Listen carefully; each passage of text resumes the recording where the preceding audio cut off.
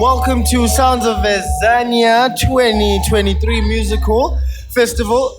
We are out in Mabonengi. It is hip and happening. I have another act here, Shangani Boys. Good evening, sir. Good evening. How are you? I'm good, Annie. Number one, my king. Okay. For the people who do not know who you are, sir, could you please tell them who you are and what do you do? So my name is Shangana Bossa, all the way from Mozambique. So I do music. Okay. I entertain people in the music All right. industry. Yeah. Okay. Now tell me, since you have been a part of the festival, how has this festival helped your career going forward as a musician? So far, so good. It's hard to be in this music industry. Yeah. It's not yeah, easy. Yeah. Yeah. But so far, so good. So far, so good. Because I'm getting some shows and, Okay. but I haven't yet started making money. Oh, I see. I see. Yeah.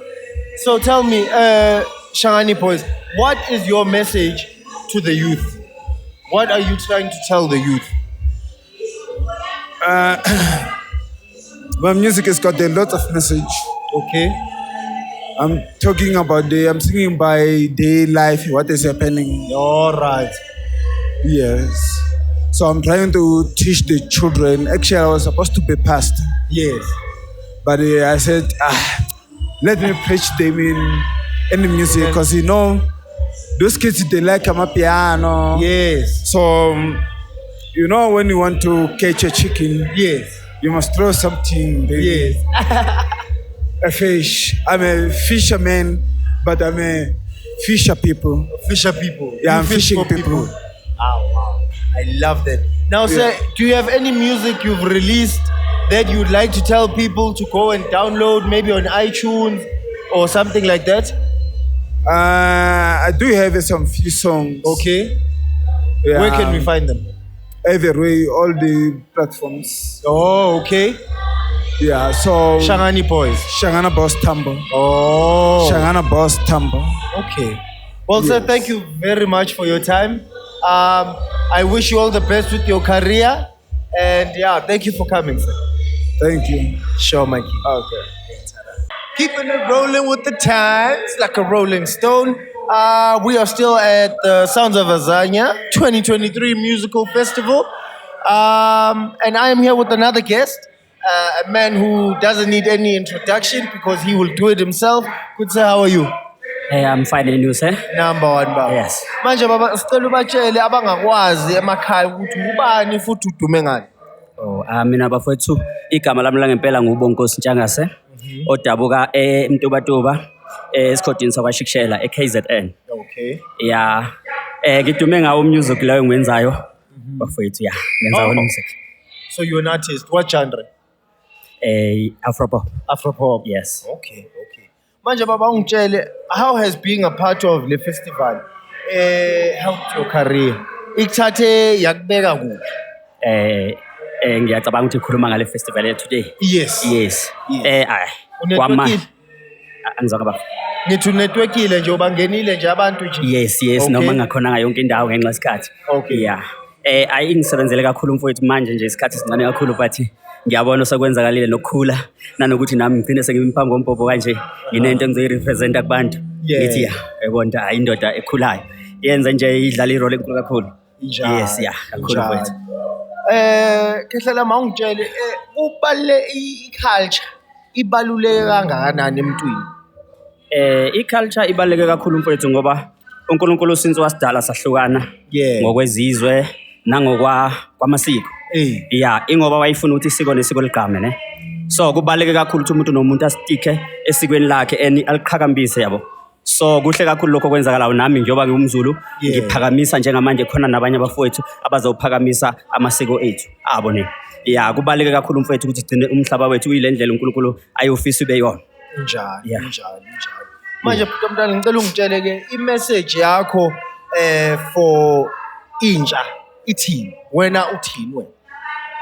Mina mfethu into engayisho ngithi entsheni esakhula bonke abantu banamaphupho. Yeah. Siyaphupha nami ngimngaka ngisaphupha. Yeah. So ephusheni lakho bambelela. Bambelela khona noma ngabe liphi ngaba music kungaba yini okunye.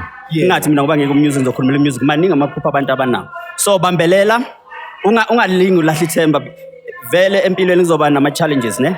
Yeah azokwenza ufile like ngathi unga give up. But don't give up because the time to give up is when uzofika epointini lakho. Usathana usebenza kanjalo. Yeah. Aye. You have heard it from the man himself. Ungalahli ithemba, do not give up. Onephupho, do not give up. Mntwana, ngibonga isikhathi sakho kakhulu. Yes. Ngicela inkosi ke ngigcinele wena. Yebo, baba. Kusasa ngifuna ukubona kwelinye izinto. Ngiyabonga kakhulu mfowethu, ngiyabonga baba. And it's a wrap. Siyayishintsha ke manje siyayishintsha abantu benkosi. I am still Pharaoh_season and we are still at the Sounds of Azania 2023 Musical Festival. Nginembawado ke namhlanje nkosi yami sanibonani bomama. Yebo. Siyaphila njani kodwa? Siyaphila. Nkosi yami for laba abanganazi ukuthi ningobani nenzani nidume ngani ngicela nizazise nje. Mina ngingu-Andile ngwakwaNdlovu ngokudabuka ngidabule enquthu. Ngenza izinkondlo abangaziyo bathi imbongi yasenquthu umzukulu wento ezinhle. Awushoni wenkaba. Mina igama ngengibongi ngwakangobeni ngenza emapoem nami ngemalanga. Oh, MP stand up. MP stand up. Manje angeke ngitsheleni ke Nkosi.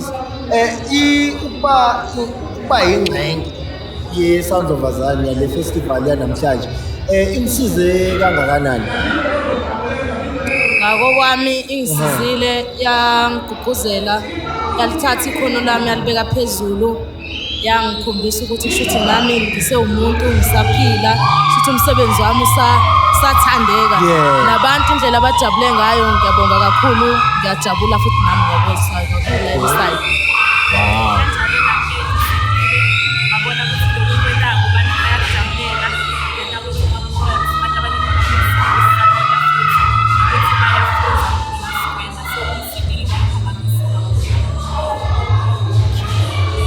Ngicela ukuthi nisondezele i-mic.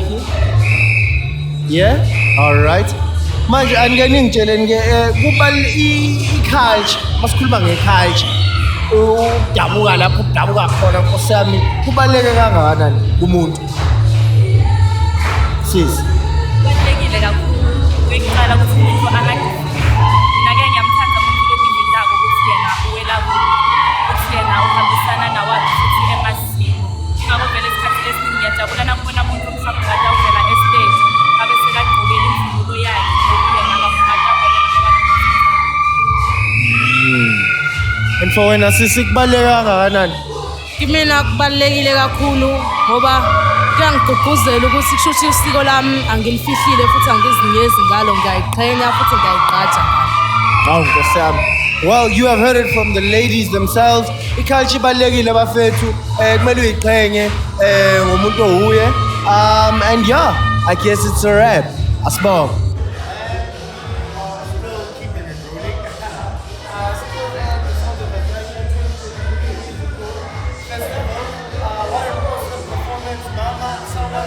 Ngiyaphila kunjani mfana wami? Ngikhona.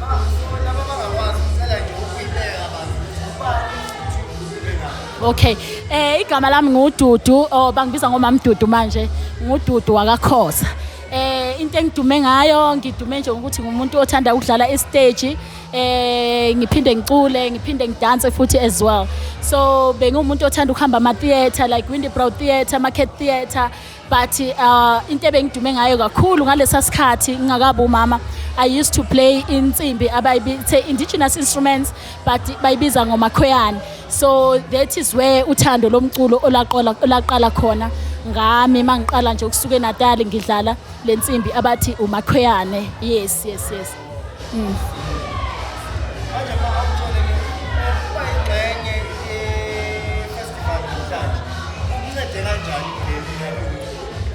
Okay, mina kungincede kakhulu and it's my first time ukuthi ngibe khona la namhlanje kwi festival ye Sound of Azania.